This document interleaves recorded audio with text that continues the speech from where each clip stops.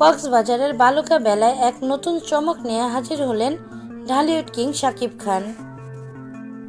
সম্প্রতি ভাইরাল হয়েছে এই সুপারস্টারের নতুন এক বিজ্ঞাপনের শুটিং ভিডিও। এই ভিডিওটি প্রকাশ হতে ঝড় উঠেছে সোশ্যাল মিডিয়ায়।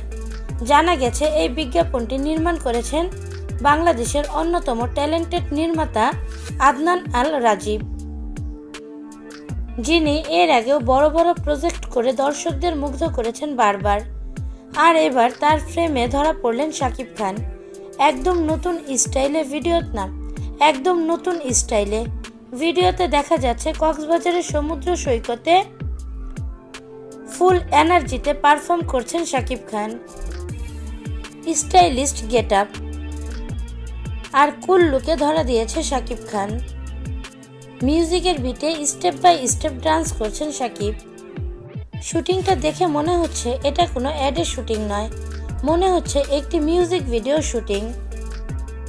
ক্যামেরার মুভমেন্ট, ডান্স কোরিওগ্রাফি, লোকেশন আর ভাইব সবকিছু মিলিয়ে মনে হচ্ছে এ যেন এক ধামাকা দিবে শাকিব খান। বিশেষ করে শাকিব খানের লুকটা দেখা যাচ্ছে পুরাই অন্যরকম।